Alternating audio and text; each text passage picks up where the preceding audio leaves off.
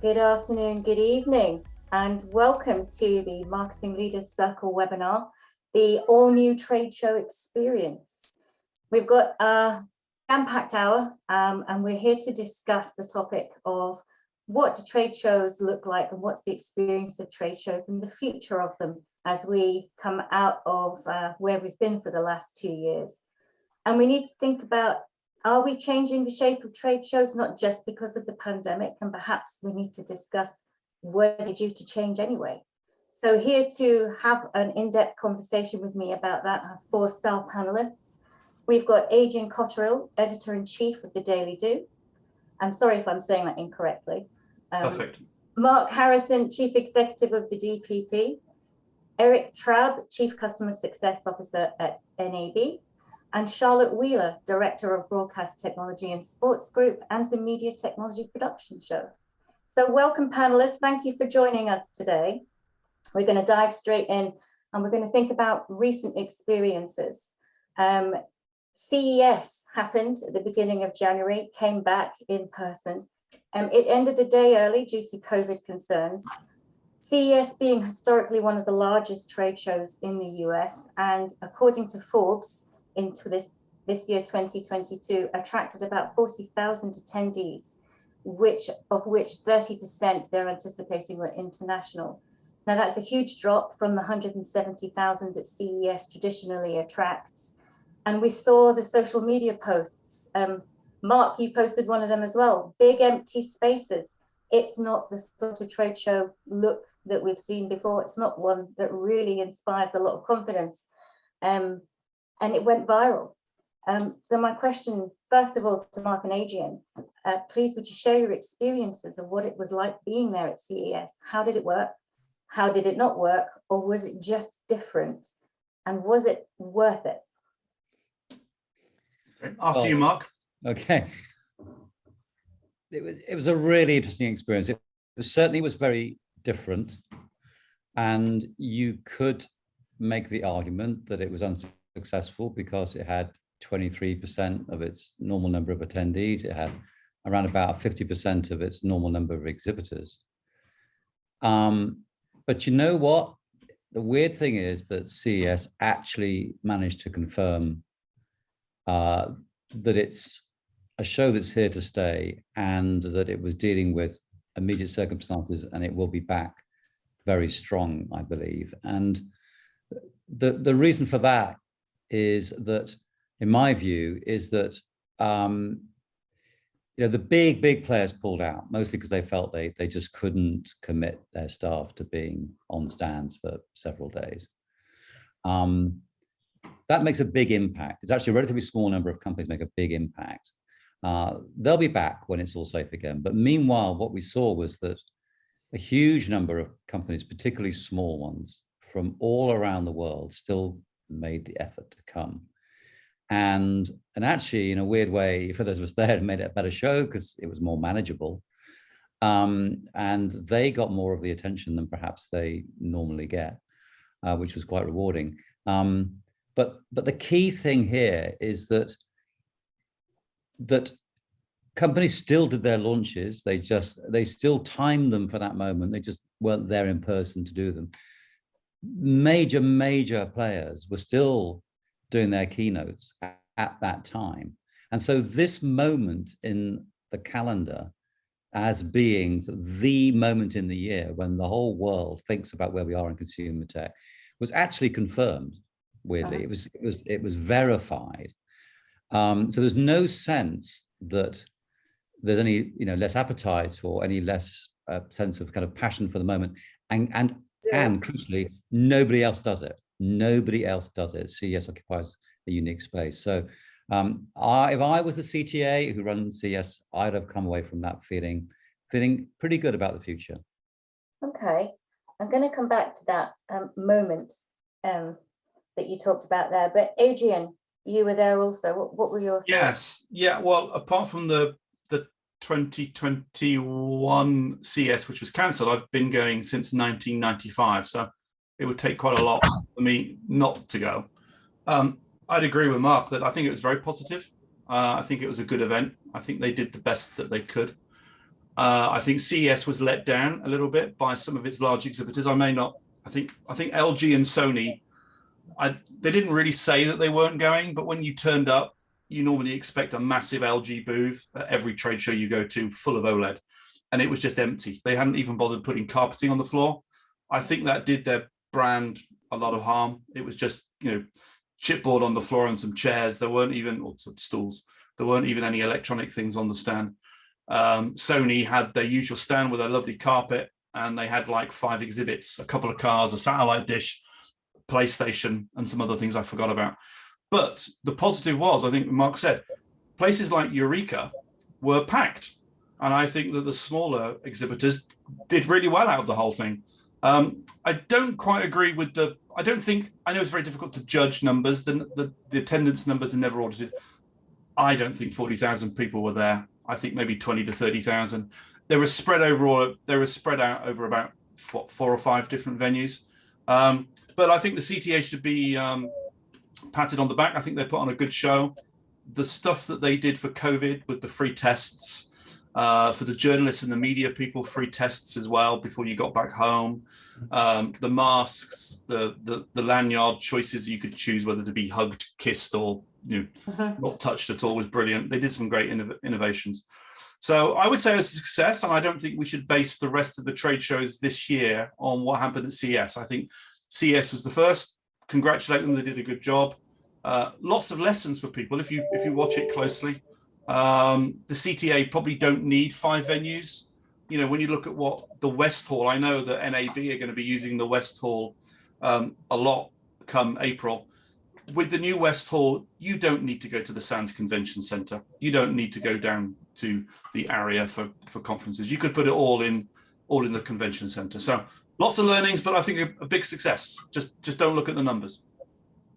Okay, yeah, and it is really, what you put into it and what you take away from it. And Mark, you talked about it still being a moment, and I'm keen to, understand your perspective. Do you think that's more than just muscle memory, that we're just so programmed? Adrian's been saying he's been going since the 90s. Are we more than programmed to expect to be hearing something about that industry at that point in the calendar? And if so, if that's your key takeaway, how are you going to use the DPP events to create moments?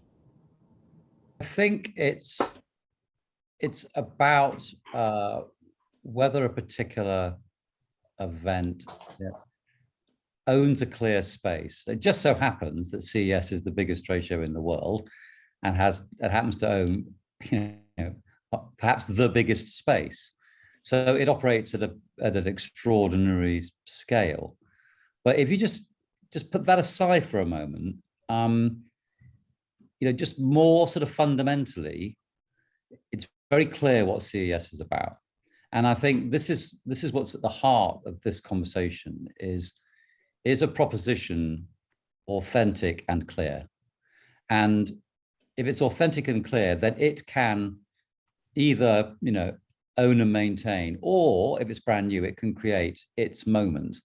But whether it's able to do that is going to be determined by whether its customers, and there's an interesting conversation here, I think, particularly with trade show, about who the customers actually are.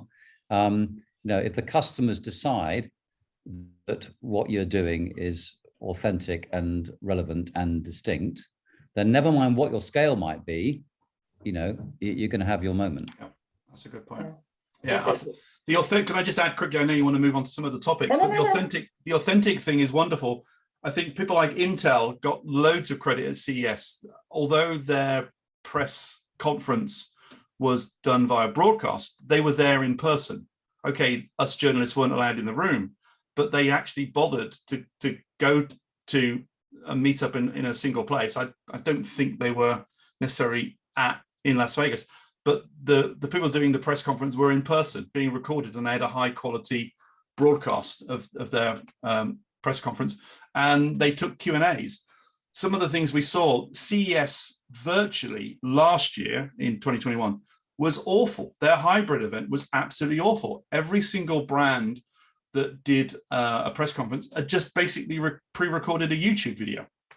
you know, and I'm looking here at the Koreans and the Chinese manufacturers primarily, and their YouTube video could have been run at any time of the year, any time of the day or night, but they insisted on running it at, you know, like 9 o'clock in the morning on the West Coast. Well, that doesn't help people covering the event virtually from other parts of the world. So I think the authentic brands really, really shone out. I think the people who turned up, made an effort, would have got lots of kudos. The small pavilions did really well. I think the international stuff, if you looked at the French pavilion, the Dutch, the Italians, the Swiss, they've been coming for years. They did a great job. They really, you know, and I think they got lots of benefits from actually being there. So I think the authenticity thing is an interesting one, and exhibitors need to think about, are we being authentic when we go to a trade show? Yeah. And that, you know, even the virtual live is a new way of doing things and not having to have the pre-recorded and beam in. Again, it speaks to the authenticity and actually driving value from being present in the event, albeit even from a screen. Okay, well, that's a nice segue to bring in Eric into this conversation. Eric, obviously, you know, it's not too long now. NAB always seems to march upon us. But you're taking a different tack this year. You've got a new shape to NAB. Would you like to share that with us? And we'll have a look at what your changes are there. Yeah, thanks, Anne-Louise. And I think what everybody's been saying so far is really helping us validate sort of the approach that we're taking this year. And we did, you know, we've had a lot of conversations with, you know, people like you and others. And I think, you know, this again just further validates our approach. So if I may, I'm going to share my screen and hopefully I'll do this properly. Is this an exclusive, Eric? Are we the first group of marketeers to see this? We've been sharing this for some time, but I think there are pieces of this that, yes, the industry might not have seen all of it just yet. Awesome. So let's see if I can make this work. We got it. Can you see it? Yeah. So yeah, there's not much to this except an elevated experience, but to everybody's point, you know, coming off of the October cancellation, we knew we needed to transform the event, right? And we needed to deliver an experience for both exhibitors and attendees that frankly needed to just up our game and up the industry's game. So, you know, we set out to build a completely new attendee-centric strategic vision for the show. And it's, again, it aligns with what we've been talking about here. We needed to prioritize driving attendance as what would be key to a successful event. So it was all about looking at the show from an attendee's perspective, because ultimately at the end of the day, that's what exhibitors want, right? They need to have good conversations, value for the investment that they're making in the show. So we prioritized driving registration, and we needed to make sure that we were defining the value of the show to customers, you know, your customers, very clearly. So we started to look at this from their perspective and wanted to make sure that we communicate, and we're still in this now. You're probably seeing some of our messages going out now, but we needed to communicate the why. Why do they need to attend the show? Not just what they're going to see when they get to Vegas. And I think, you know, this is new for us. This is new for the industry to start to think more about the why and not only the what. And then we need to make sure that we carry that message completely through the whole process. So pre-show, on-site, make sure when we get to Vegas, that all that matches up, that experience of driving them sort of through the funnel and to the show all makes sense. And so I'd like for you to think a little bit about, you know, your show experience. And I think if you're an exhibitor, you know, what you want is really more traffic, right? You want to drive meaningful conversations and more traffic to your booth. And if you're an attendee, the show sometimes, and I think we've all felt like this at other shows that are big, it can be, unless you've been going to them for, you know, 20, 30 years, the show can feel overwhelming. And it's not necessarily easy to navigate. And sometimes it's difficult to find what you're looking for, right? So we became really aware of those 2 points of view, of the attendee point of view and what the exhibitor's goals are. And, you know, at the end of the day, you know, those things need to align a lot better. So we needed to set out to do a much better job of how are we going to bring these buyers and sellers together. And so that's sort of the preamble for what I hope will be a slide that will move. And it's not moving. Let's see. Ah, there we go. Can everybody see? Yeah. Perfect. So a key outcome of the plan was to rethink about the show in terms of the workflow of this industry.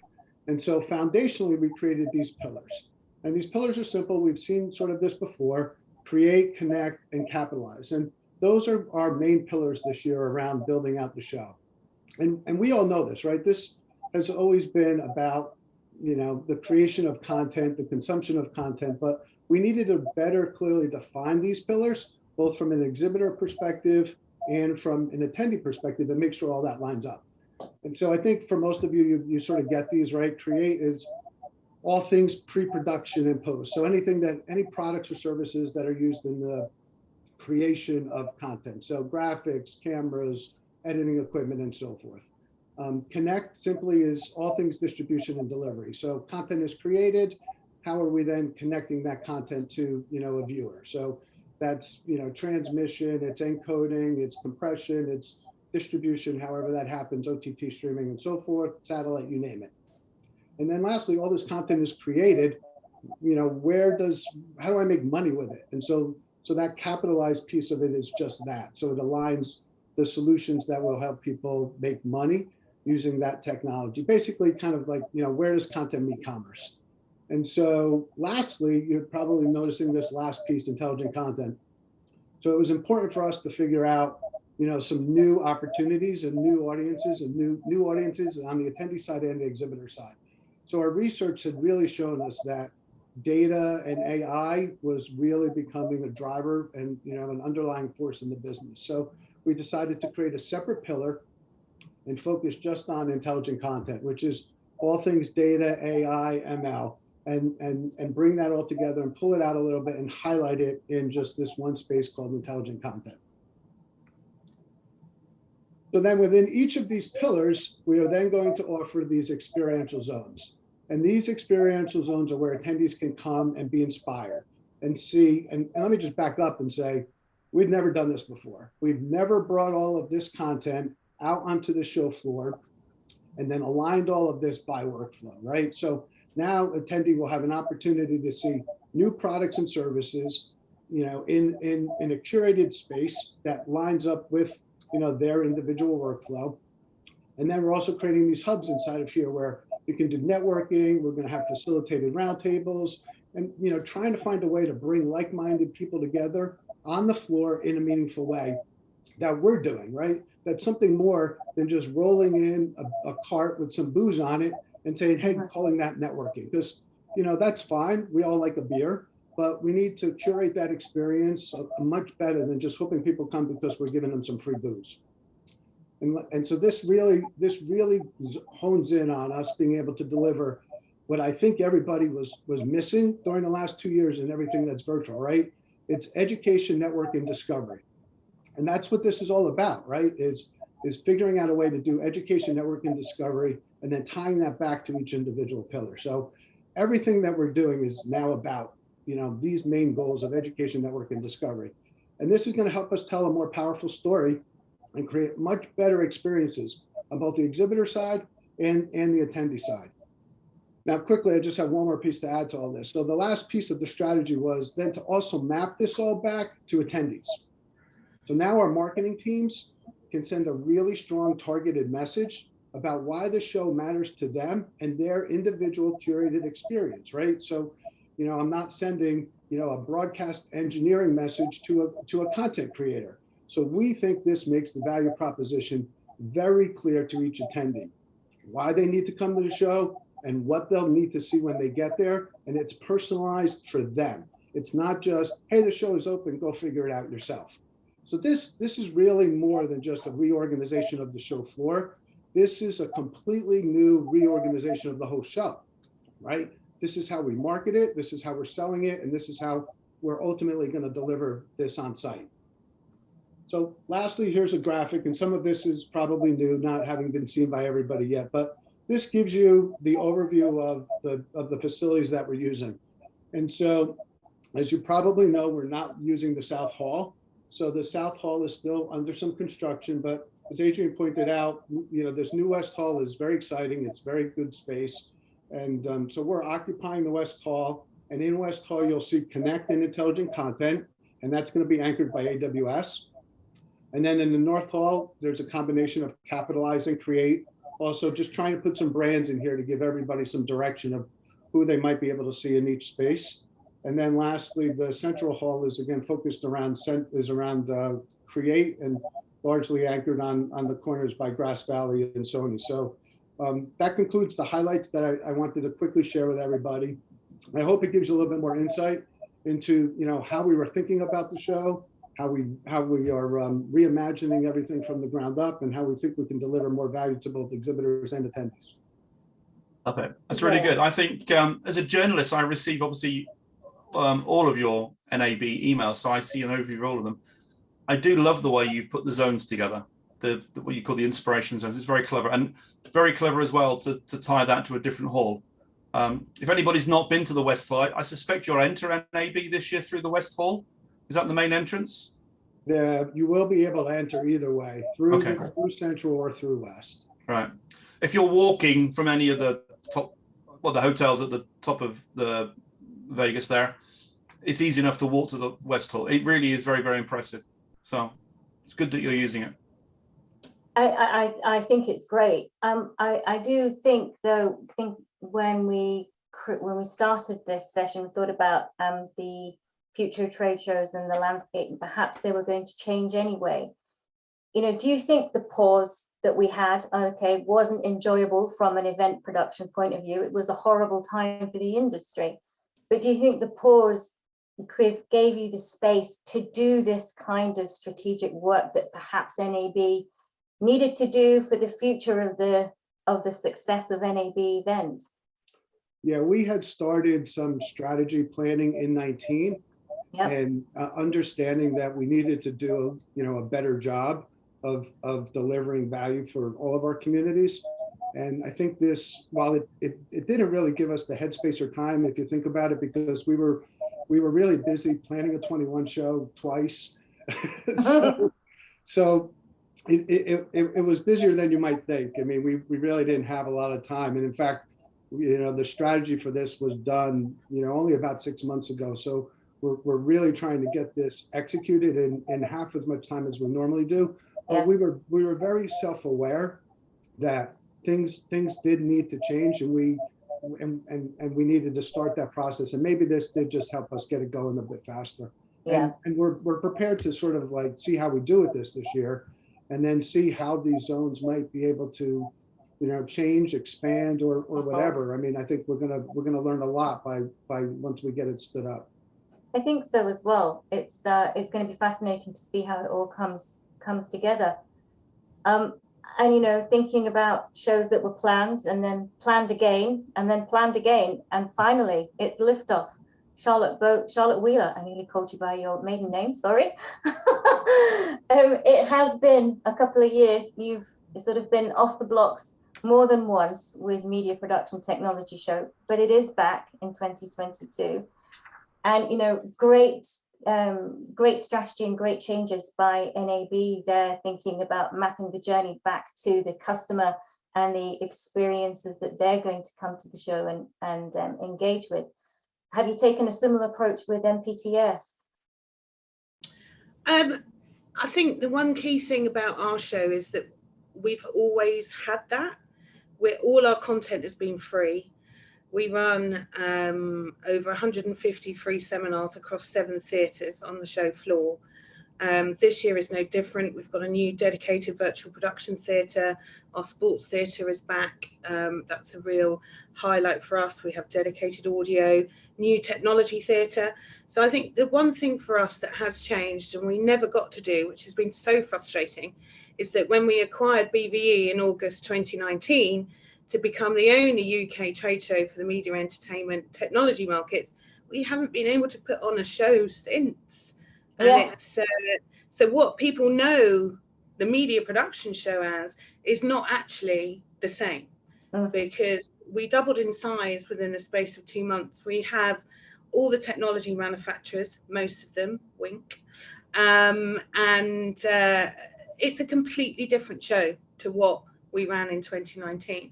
I think, like Eric, Olympia, our venue, is going through a £5 billion regeneration at the moment. And so we've had to move halls in the middle of the 2 years we've not been on. So we're in the National Hall, which is actually, funnily enough, the first hall I ran in 2004, when it was called, I mean, this show's had so many names, it's ridiculous. But 17 years I've been on this show, and you know, the ethos of the show has always been pre-production, production, post, distribution, delivery. And that's what we cover. We've done create, manage, deliver on the show floor when it was broadcast live. We're flexible enough as a regional event. You know, we've got 200 more exhibitors than ever before, at 250 exhibitors this year. I've got 6 stands left. We're pretty much sold out. The seminar program is ready, packed, ready to go. It's a really exciting position to be in, and you know, me and my team have been chomping at the bit to get these doors open for the last 2 years. So our strategy has always been deliver a first-class show with first-class content, first-class exhibitors, and get as many people in as possible. And I think since we've acquired, as I said, the BV, I think when people turn up, they'll see a completely different show to what they probably remember 3 years ago. But I think this is, sorry, Anna, I think what's really interesting about Charlotte's show is that, you know, here's a show that in this form has never actually happened before, right? There'd been things like it, as she said, but it's never actually happened before. And yet, I think we all know now it's going to be a success. And that is precisely because the offer is completely coherent. It's also unique because it's the UK show in this space, and there's not another one now that they've acquired BVE. They've got the scaling and the price pointing right for their customers, i.e. their exhibitors. They've got the scaling and the price point right for their attendees, i.e. it's free and easy to get to. And so, you know, it's important to kind of clock that in this conversation, because sometimes it's not that complicated. And 2 years of COVID have been very frustrating, I'm sure, for Charlotte. I mean, it must have been so irritating, but like ultimately doesn't actually affect the fact that the show looks set to be a huge success. Yeah, I think April and May are the best times to have shows. I think one of the things that did come out of CES was people were started complaining and saying, well, it's January, it's, you know, it's the Chinese New Year coming up. Well, it was in February this year, but you know, it's straight after Christmas or the season break and things. You know, people put things on in January and February. It's not the best time to have a show in some of the locations around the world, some of the cities. I think people will look back on NAB and your show, Charlotte, and think, oh, weren't they lucky to have it in May and April? But you guys have had it in May and April for years and years and years. It's a sensible time to have a show. What I was struck by with the NAB floor plan, you know, the people you listed, Sony, Blackmagic, AWS, these are all people who decided not to go to CES. This is going to be their first big trade show in North America, you know, so people are going to be excited. People may say you're lucky because of that, but I think you've planned it well. And I think you've planned it well for years and years and years. There were and still are big lessons to learn from the last 2 years of not having shows. I mean, isn't it sad that you haven't had a show since 2019? I mean, that's awful. But we're back and we're going to have it now. And the mask mandate's coming down. People are learning to live with Omicron, if I pronounced it properly. People are traveling. I think we're going to enter a good couple of months. But I think not only that, in particular in the UK, we're in such a magical boom at the minute in UK TV and film income growth. You know, I think in December it was 8.4 billion, 219,000 jobs created. For our show to be in the heart of London, where Netflix are, Disney are, Amazon are, as well as all the PSBs and the digital channels, the show is perfectly primed and able to give all of those people a chance to be on the platform or come and visit. Because it's so easy. As Mark says, it's really easy to get to. And London and the UK is now such a hub of some of the biggest film, TV, drama productions, and some of the most revered talent in editing and vis FX, that it's a really exciting place to be. And it's great for me to sort of have access to those people, to invite them as speakers at the show. because they are legendary, but they're on my doorstep. Mhm. And I think the traditional production cycle got slightly thrown to the wind as well over the last couple of years. That whole extension of a period that was condensed into 1 or 2 months before has now really sort of, it's continuously on, which is great. And, you know, you can see it reflected in the figures of how the industry is booming. And it does feel, it's a great word, Charlotte, magical right now to be part of that. I think, Adrian, you're right about the timing of CES. Interesting that people were complaining about that, because I remember going on a plane to CES many years ago and we were still complaining it was January the 3rd. But it's also, it's tough in business as well, because it's the start of the year. You're kicking off your business. You're getting, you know, everybody ready. You're finalizing your next year's plans and budgets and where we're going to be, what we're going to be doing and who we're going to be talking to. So it is also a conflict as well to have that at that time of year. Charlotte, you said a really interesting statistic, and I can't remember, I meant to write it down, but there was lots of other things you said and I wrote down as well. And it was about the number of free sessions that you have at MPTS this year. How many was it again? 150, and we'll have probably about 300 speakers. Yeah. Across the program, yeah. That is, to me, taking a trade show and swaying the balance more into a very content-led industry, opinion, insight, education conference almost. It's exhibiting wrapped around a really strong content track, isn't it? And what's that percentage shift been like? What was it like in 2019? Because my recollection was it was pretty content heavy and content led then as well. You'd already started to make that change in the event itself. Yeah, I mean, in my opinion, and what we've always been really strong in is that content is king at a trade show. Content brings in the people. So if you put on high quality content for free, people will come in and then they'll stay, they'll walk around the exhibits, have some demos, have a beer at the bar, have lunch. Oh, hi, I haven't seen you for ages. You know, and then all of a sudden, so many people say to me, I got here at 10, I was going to leave at lunch. It's now 6 and I'm still here. You know, and that's the ideal delegate and attendee to me. So the show this year, in my perspective, is it's not about the bells and whistles, the sort of on-screen talent that we sometimes have. For me this year, it's very much people have missed education. People want to hear live from their peers, from their colleagues, from the leaders of business, from the people that are making the content. So it's all education, it's all informing, so that people come, they go to a seminar. Why is it for me? What am I going to take away? How can I integrate that into my business? And they're the sort of 3 key questions I think about when I'm forming the content program. And I work with sponsors as well to ensure that they're thinking about that as well, because we have a mix of editorial and sponsored content, so that every visitor leaves that they've learned something. They've met someone, they've had a nice day, and they've learned something. So I think this is what Charlotte said there is like, to my mind, this is the key to this entire conversation. Can you have a successful industry event if you haven't got great content? And I completely agree with Charlotte that, you know, I think you can have a content-based event with no trade show element, no exhibitors. And if you get that right, like with HPA, you can drag people out into the middle of the desert. You know, it takes me 2 days to get to blooming HPA. Pain in the backside, but it's worth it because of the content you get there. So you can, if you establish a strong content brand, people will put themselves out. Will people ever really put themselves out if all there is the exhibitor element without any of the content?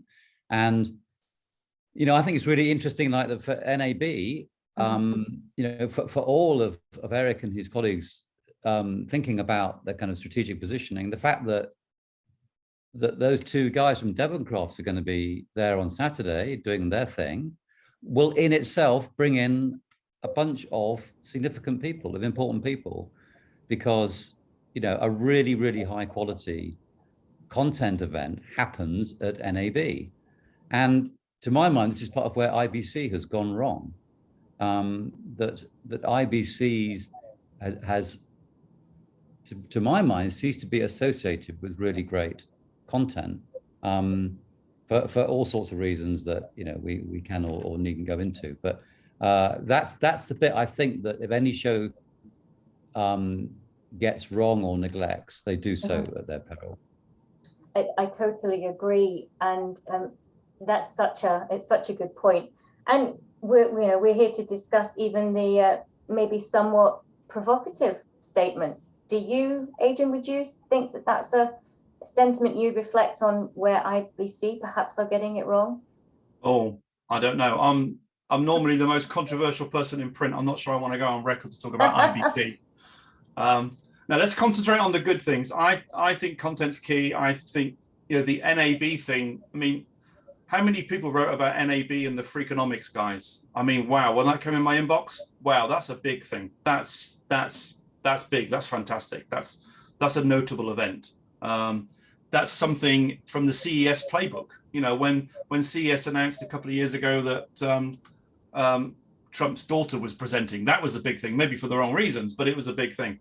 So that's great. And I've been to I can never remember all the names of your broadcast shows in the past, Charlotte, so forgive me, but I've been to many of the broadcasts and sat there and learned tons. And that's what it's about. Content is the most important things. Trade shows forget that at their peril. Many people just see putting on a little lecture theatre or a seminar theatre for somewhere to sit down, but you go to a good show with good speakers and good content, and those places are packed, and then the people are not resting their feet. They're there because they want to listen to somebody. And I think you've both done that very, very well. So that's a good thing. Yeah, I think the extra piece to all of this is then just aligning that content with the attendee properly, right? So that's really our ambition here is, and we have it a little harder, Charlotte, because of our size, right? So it's just making sure that attendee finds the content that's most relevant to him, that he can get access to, and that the right people are there to meet their needs. Because it's very frustrating, we've heard this too, it's very frustrating for an attendee to show up at a demo and then not get the questions answered from the subject matter expert that would be prepared to answer those questions, right? So how frustrating is it to an attendee to want to see a demo and then have to wait in line and all of those sort of things. So I think we were really deliberate in thinking about let's make sure we could do a better job of curating that and facilitating that all better, and not just having the theater and hoping folks come. Let's make sure we do our part as organizers to bring those groups together better. And the other thing that we do is that we segment our marketing message, so we're not blanketing sessions to the wrong people. We're very careful in, okay, so these are the production, these are the posts, these are the distribution, these are it's the messaging is very targeted throughout our campaigns in our emails, so that we're making sure that the right speakers and the right themes are hitting the right people to encourage them to attend. I think the other important part is listening to the exhibitors, right? And exhibitors have started to say to us, even as back, even before 19, that I want the experience that I have at these shows maybe to be a little bit different. And so building out these, experiential zones the way we have, I think helps us get up the road a little bit faster to help exhibitors do that and do so in a cost-effective way, right? It doesn't always have to be on their dime that they're building out that experience. I mean, a lot of exhibitors have thought leadership and they don't want to build a booth that has a theater in it. So, if we build that theater and we do it properly, then, we can host those rock stars, and then we can do the work, and then the company is aligned around all of that really fantastic content. So I think some of this too just goes to listening to our customers and doing a better job of saying, hey, yeah, we're listening and we're going to try to work with you to create those thought leadership experiences a little bit better. We understand now it's not just about popping up with a big booth. There's more to the show than just having the booth or stand, right? Yeah, and that's really, really refreshing to hear. When we think about where we place precious marketing budgets, the pause allowed us to maybe direct our budgets into new marketing technology stacks, improving what we already had, and deploying it better, faster, and seeing real tangible results come from it. So the experience of then taking what we learned doing that and really creating a lot of very highly targeted, segmented, almost one-to-one marketing engagements with prospects and customers, having that flow into a new trade show and event experience really then becomes an extended experience of what we're trying to achieve ourselves. So great to hear that, Eric. I'm really, really pleased that you said that. Charlotte, you touched on it as well, you know, highly segmented approach from your event as well this year. And how do you think that's going to continue to really pay dividends for you? Because if you're applying it in such a specific way, are you going after new potential audiences that you hadn't had before? I know you've talked about the way that it was created and set up previously, and you had different themes, create, distribute, and I can't remember what the third one was, and then other themes. Deliver. Yeah. Are you taking that one step further and even getting more specificity into your segmentation? So the last 2 years, what the last 2 years is as time has afforded, as Mark and Adrian alluded to, it's been really depressing. You know, I'm a live events gal, and not being able to run an event has been this virtual thing. Yeah, it's been a different element. But what we have done is we've worked really hard on our data. And we've kept in touch with our data, and we ran and launched MPTS Connect. So we ran a virtual festival in February last year when BVE would have been on. We ran a 3-day festival, and we had 2,500 attendees virtually across the 3 days. And again, it's managing that data. It's not letting the data go dry, go dead. Keeping in contact with people, making sure that they know that we're there for them, we're here, we're still providing content. We've also acquired more data. I mean, recently we've just acquired Rapid TV News, so that's come into our group, yes, which is really exciting. So we've not been sitting on our laurels, and yes, the create, manage, deliver, it's always the ethos, it's the underlying ethos of our show. You know, we have a production services village of people that do health and safety on set. You know, we've got new COVID companies exhibiting because that's what they do on set, through to finance companies, right through to the OTT, streaming, IPTV, deliver side of things.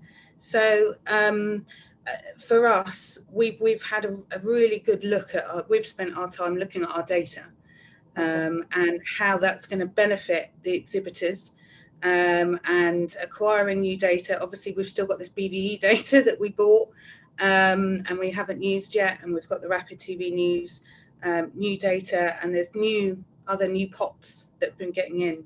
So for us, that's been our focus, to enable our exhibitors to ensure that when we're marketing to people, that we're not getting a million bounce backs because they've left their job, or you know, they've moved on or whatever. So our strategy for our exhibitors and our paying customers is ensuring that we're marketing them and our content to people, to the data that is exceptionally clean and ready to go. And with those acquisitions, it will hopefully help the show not just exist once, that it's not just a single moment, to what Mark said earlier. You know, especially companies that engage in your sorts of trade shows, we want more than just the once a year.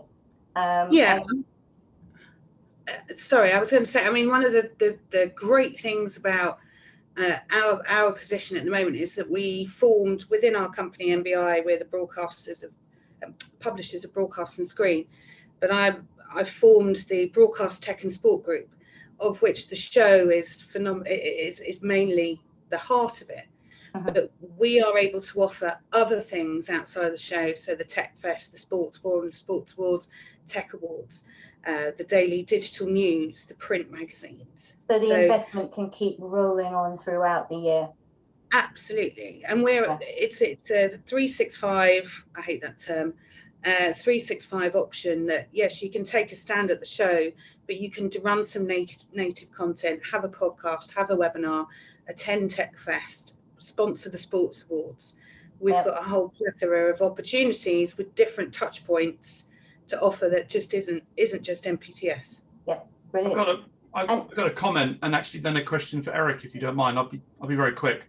I think one of the things that we've seen in the last 2 years since shows sort of stopped really happening in 2019, events that have happened have become very local and very regional. So, you know, there's been a lot of events which just happen, and they just happen to be in London, or they happen to be in Sydney, Australia, or they happen to be in Munich or Berlin or something. And so they've become local and regional. NAB, do you think you're going to get an international audience back this year? I think you will. I just wanted to know what you were thinking. Yeah, it's a fair question. The international attendance for us is pacing remarkably well. So we too were sort of surprised, like, when was that going to return? But we're seeing the early numbers for international attendance, you know, pretty much on pace with where we were at this point in time in 19. So I think we can only do better from this point forward, because things will start to improve, and, you know, the travel restrictions will also, you know, start to let up a little bit. So I think we're optimistic. I don't think we'll get all the way back there this year, but I think we can. I think it's important for us to think about when we return to, you know, 100% of that international audience, because I think, to what everybody's been saying here, the global community is really what, you know, what separates us and what makes this that moment in time event where everybody stops what they're doing and gathers, you know, at these larger tentpole events, right? So I feel like they'll want to stay in touch with the local regional events to keep up with, you know, like those sort of I would call them just implementation events, like just keep things going and, you know, keep up to date on projects with their local manufacturers and their local reps. But, you know, ultimately, I think the international draw that I think larger events, not just us, the others as well, I think there'll still be a marketplace for this. Okay. I think we keep talking about, from a health and safety and travel perspective, this should all work itself out eventually. I think we need to talk about attendees, though. You know, this is not an industry that is static, right? So the shape of the industry, the complexion of the industry, and you know, what it is that executives are empowered to do has really changed in the last few years. It's simply a fact that senior people and decision makers make fewer trips now for all sorts of reasons. Partly it's, you know, their way of working, partly it's because of costs, all sorts of things. So everybody is fighting for a smaller group in that space. Now, meanwhile, our industry is redefining itself all the time. And the world of media itself is getting bigger. And then the big question is, will the new entrants to our industry feel any kind of affinity with the historic shows and events in our space? Or will they find their affinity with, you know, the developer conferences? Now, it's a really interesting and complex question. And this is not a homogeneous question. So I think that, for instance, the space that Charlotte's operating in, you know, the world of production and its technology, you know, that can kind of grow in its own right for quite a long time. Yeah, it's distinct. But when you go to the broader industry, where you're trying to get, you know, big content company decision makers to arrive to, you know, to make decisions, or platform owners to arrive to make decisions, I think that landscape is extremely challenging for the incumbents. Yeah, I don't disagree. I think the other challenge that, you know, I think we're working really hard at is younger audiences. You know, how do we attract, you know, younger audiences to these shows? And I think that all just comes back to the right content. So again, content is king, and how can we, you know, produce the content that they're going to find that they can only find at these events. And so I think we need to, you know, be on our game and create really valuable content that they're going to want to come see. And then the other thing that I think this industry continues to have to do a better job around is diversity. And so, you know, how do we do a better look at the call that we're on right now? I mean, so how do we do a better job of creating a more diverse industry, you know, for ourselves? And I think, you know, we've done some work on that, and it's an important part of our ambition is to make sure that we're developing content that includes all voices and faces. And so I think that's the other thing that is important to us that we're going to continue to work on. Yeah, and on that theme, Eric, I mean, you know, the only boastful thing I'll say about the DPP is that when we do our leaders briefing event, you know, we are able to say this is a carbon neutral event. And, you know, I'm not hearing that language coming much out of industry. Well, I'll tell you, in 2019, we did the New York show, which is, you know, a smaller version focused on, you know, just basically the tri-state area, New York, New Jersey, Connecticut, you know, type of event. And we went into that event with no carpet. And so, you know, the thinking was we were trying to get ahead of this and said, okay, well, let's try this. The industry had started to talk about, you know, that whole approach, Mark. And I can't tell you, and we passed some of the savings along to exhibitors. So we said, hey, we're going to do this, and we're going to pass some of that savings along to you.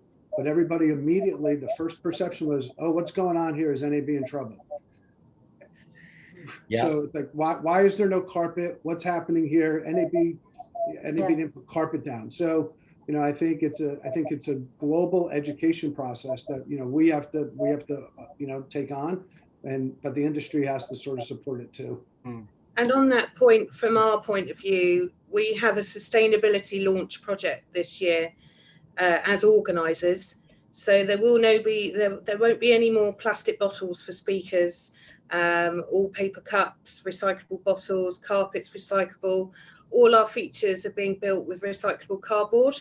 All the walling is going to be recyclable.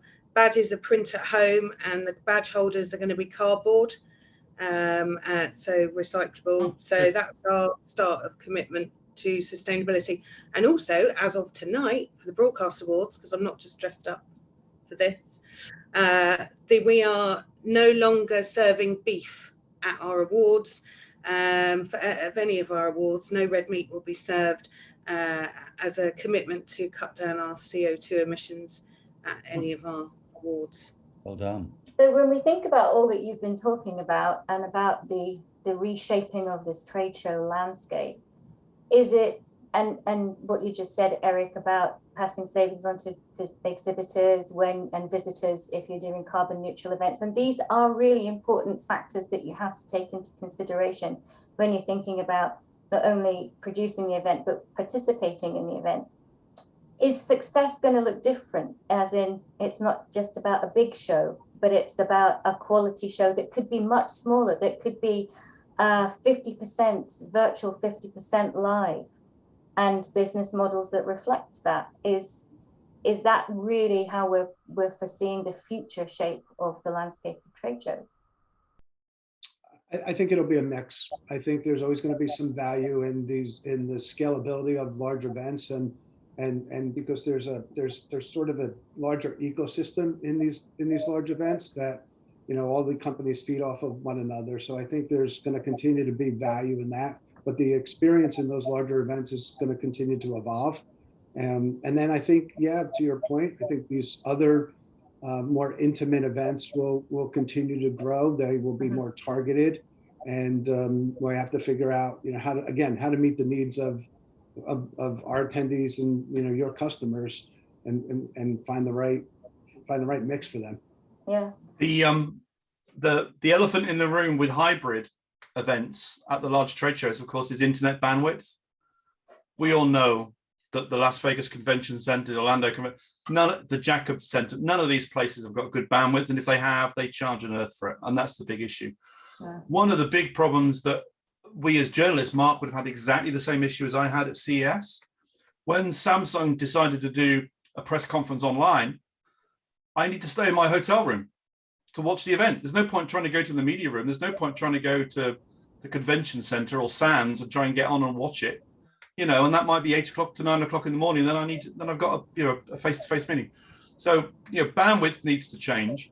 Hybrid is good. I mean, when you talk about diversity, it's a good thing because we do forget, I think, that a lot of people possibly can't go to the events. They can't get there. They can't, walk around if they are there. There are people who might live a long, long way away that want to cover the event. So that's good. It's good for diversity. On the diversity thing, I just don't want to throw something too controversial on at the end of our call. But one of the things you notice when you go to a trade show, and I can't blame the Americans or the UK, but a lot of the stuff in terms of networking is based around drinking. And we forget that a lot of our international audience people don't drink, or they don't want to drink, or they don't want to go out drinking. And what you'll see, which I always think is, my son lives in China. He's obviously English, but he's lived in China for 4.5 years. So I have an interest and a fascination with China. When you see the Asians come to the big shows, they don't join any of the events that we put on. That's Western middle-aged people that I think Charlotte was referring to, or maybe one of you was referring to, us lot. They go back to their hotel rooms, do their own thing. At shows, we have to figure out how we get international people to really mix internationally. And that isn't going down the pub and having a few beers. Pub or bar, sorry. Speaking accessibility and inclusivity. Yeah, we it's need all that. part of that. Absolutely. Thank you to those of you on the panel who have been chatting away in the chat box. There is one interesting question, and I would like to, Mark, you mentioned HPA earlier, and that the content of HPA drags you out to the desert, to your broadcast tech Coachella. Essentially, the question is, what evidence is there to say that even if the exhibitors and the speakers are returning to show floors, that buyers are too? And that really is for you and Eric and Charlotte. Please weigh in.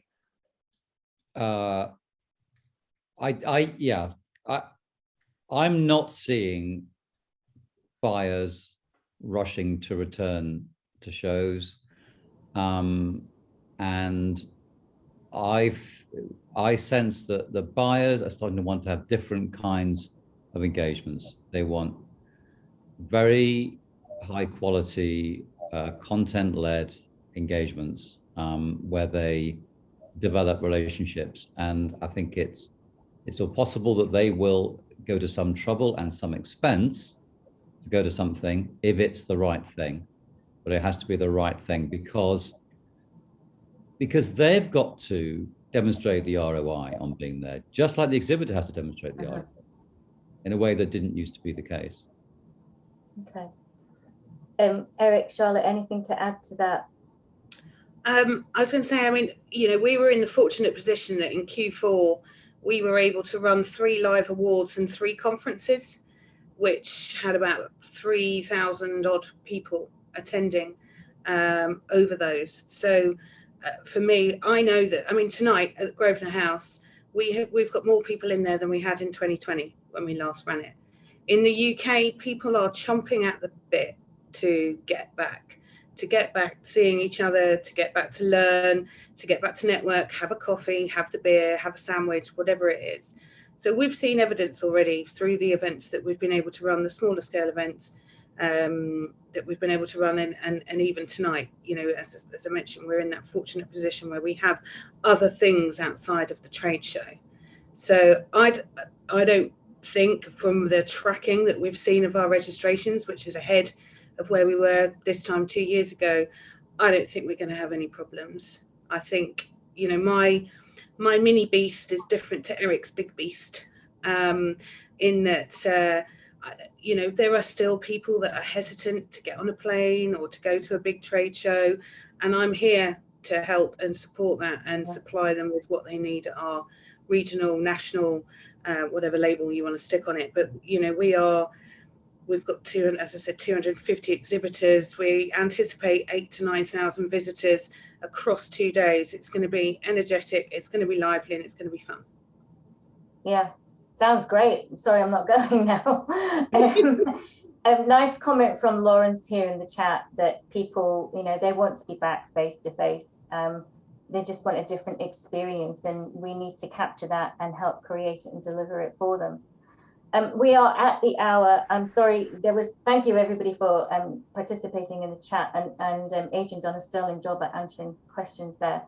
I would just like to thank you panelists for your time this afternoon and evening, and to say to everybody who's listening to the webinar, this has been a Marketing Leaders Circle production, and I encourage you, if you're not already members, to please join as individuals or also as ARC members with your organizations. We are trying to build a really sustainable and useful and informative and educational network here for people in our industry, and produce more great discussions like we've heard this afternoon with these 4 fantastic panelists. So thank you very much for joining us. Thank you for attending online. Charlotte, have an amazing evening. I hope it is everything you want it to be. You look fantastic. And I'm sure I will be seeing you all soon. Thank you so much.